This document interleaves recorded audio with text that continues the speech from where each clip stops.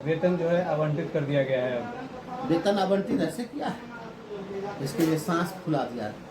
ये जो है जब बजट सत्र चल रहा था उस दौरान से हम लोग इसके लिए प्रयास कर रहे थे, ये पैसा ही नहीं दे रहे थे। और ये तो भूल गए थे कि हाँ, राज्य सरकार मद से भी शिक्षकों को पैसा देना है।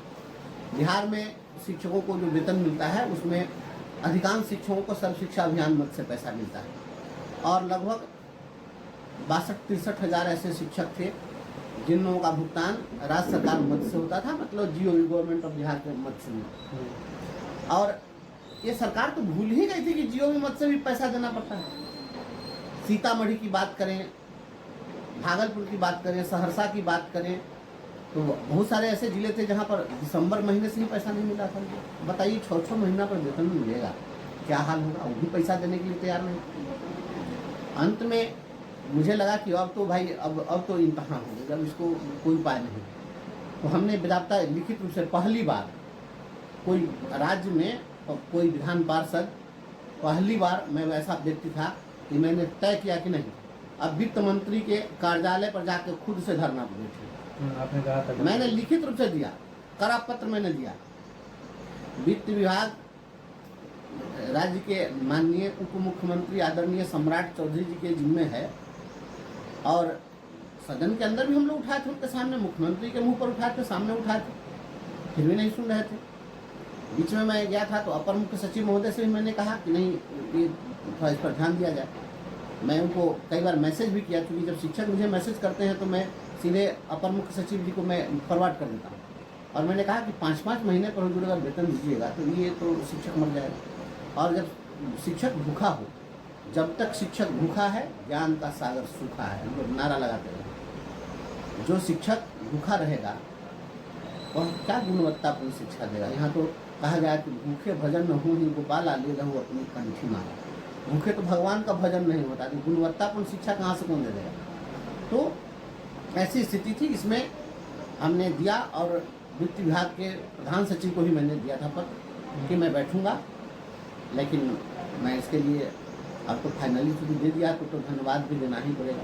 मैं धन्यवाद देता हूँ सम्राट चौधरी जी को, आदरणीय माननीय उप मुख्यमंत्री जी को, कि आपने चलिए हमारे इस परिपत्र के बाद भी सही आपने संज्ञान लिया, इसके लिए मैं धन्यवाद देता हूँ। और शिक्षकों को जीओवी मद में जो पैसा बकाया था भुगतान के लिए आवंटित कर दी गई है राशि। और सभी जिला स्तरीय पदाधिकारियों से मेरा अनुरोध है, जो भी जिला शिक्षा पदाधिकारी हैं और डीपीओ स्थापना है, आप लोगों से मेरा अनुरोध है कम से कम इतना ध्यान रखिए, शिक्षक को पैसा नहीं मिलेगा।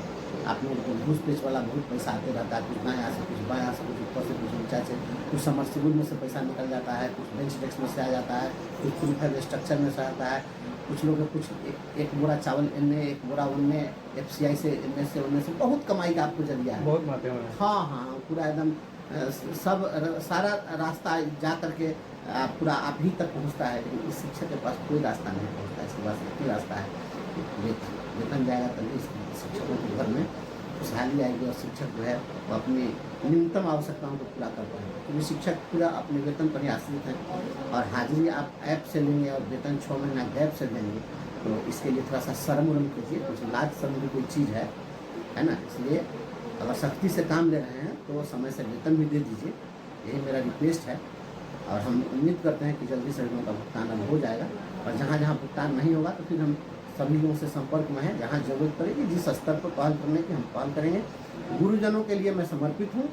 राज्य के तमाम गुरुजन साथियों से मेरा अनुरोध है, ठीक है इतनी समस्याएं हैं और तमाम समस्याओं के समाधान की अपेक्षा सभी लोगों की हो गई है कि अकेले ब्रजवासी सब पर, तो ऐसा संभव नहीं है कि पूरे राज्य से लोग हमको फ़ोन करिए सब जिला का मामला हम सुलझा दें।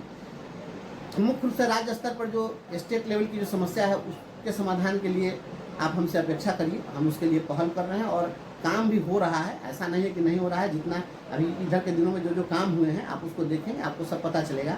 कुछ लोगों की फितरत हो गई है कि बेमतलब की बात करना है, आप केवल निगेटिव बात करना है, रायता फैलाना है। तो रायता फैलाने वाले लोगों से कुछ होता जाता नहीं है, अपने जीवन में कुछ किए नहीं है, लेकिन अगर कोई कर रहा है तो उसको हतोत्साहित नहीं करना चाहिए। आपके लिए हम रात दिन लगे हुए हैं, तो ये हम गुनाह तो नहीं किए हैं, हम रात दिन प्रयास कर रहे हैं। आप लोग हमको भी सपोर्ट करिए, हम आपके लिए लगे हुए हैं। हमारा मनोबल जितना ऊंचा रखिएगा उतना ही बेहतर हम आपके लिए काम करेंगे। तो सर लगातार आप वेतन को लेकर आवाज़ उठाते रहे हैं, लेकिन आखिरकार आपने जो है कड़े शब्दों में जो है एक पत्र लिखा था, उसके बाद इस तरह की बात आई है कि जीओबी के तहत जो राशि आवंटित की करेंगे। निश्चित रूप से, क्योंकि देखिए जब कोई रास्ता नहीं दिखता है लोकतंत्र में तो धरना प्रदर्शन आंदोलन यही एकमात्र सहारा बचता है, और इसी से हम लोग लड़ते झगड़ते यही करते हम लोग यहाँ तक पहुँचे हैं। तो संघर्ष ही हम लोग की पूंजी है, यही हम लोग की ताकत है। और सब लोग मिल के लड़ेंगे, हम लोग सारे गुरुजी साथ रहें, सब लोग एकजुट रहिए, और सब आदमी जो जहाँ एक दूसरे का मनोबल बढ़ाना, किसी को हतोत्साहित नहीं कीजिए। मन के हारे हार है और मन के जीते जीत। कोई साथी रहिए, हम शिक्षकों का मनोबल कभी गिरते देखना नहीं चाहते। आपका मनोबल ऊंचा रहेगा तभी आप बेहतर कर पाएंगे। मनोबल बढ़ा के रखना है, अपने नेता का भी मनोबल बढ़ाना है, सभी शिक्षकों का भी मनोबल बढ़ा के रखना है, और बेहतर काम भी करना है, और सरकार से अपना अधिकार भी लड़ लेना है। सब काम करना है, लेकिन तब होगा जब मनोबल ऊंचा रहेगा। हम झुकने वाले नहीं हैं। सरकार के सामने शिक्षकों के सम्मान के लिए चट्टान की तरह हम खड़े हैं, खड़े थे, हैं और रहेंगे।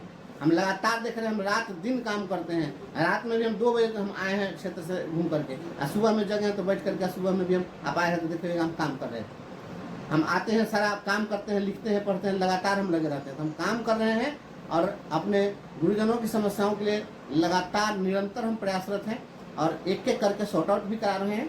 थोड़ी सी समस्या और बची है, HRM से ऑनबोर्डिंग हो जाए तो सब लोग का वेतन पटरी पर आ जाए। और भी कुछ काम हो रहा है, आप बहुत सारी चीज़ में परिणाम भी आपको मिला है, आगे भी आपको परिणाम दिखेगा। कुछ बड़ा काम भी होने वाला है, हम उसके लिए प्रयास कर रहे हैं। क्या जाए, रिजल्ट आपको दिख रहा है, दिखेगा, बेहतर हो रहा है, सब होगा। थोड़ा धैर्य रखिए और मनोबल बढ़ा के रखना है, बनाए रखना है, और विश्वास बनाए रखना है। और निगेटिविटी जो फैलाता है इन लोगों का जवाब भी देना है, काउंटर करिए।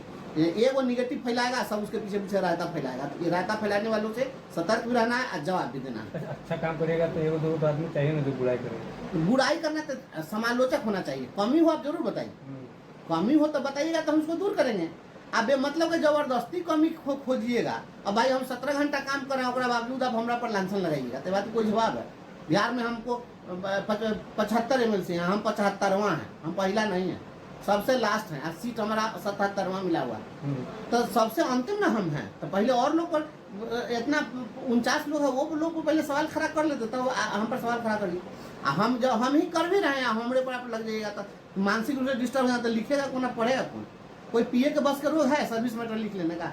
तो लिखबो करेंगे, पढ़बो करेंगे, पटनों दौड़ेंगे, जिलों में दौड़ेंगे, कमिश्नरों के यहाँ दौड़ेंगे, RDD के यहाँ दौड़ेंगे, डायरेक्टर के यहाँ दौड़ेंगे, और रात भर जग के लिखेंगे, टाइप कराएंगे, उसको देखेंगे, सबका समस्या भी संग्रह करेंगे, लोग को परिणामों करेंगे। ये भाई तो अब सब करेंगे, और उसके बावजूद आप मतलब के बात कीजिए तो कोई जवाब। जिनको दिक्कत है तो आइए बैठिए, 2 दिन मेरे साथ घूमिए ना, तो उसके बाद सरकार ने अपने हाथ जोड़ के कहिए ना हमसे नहीं हो।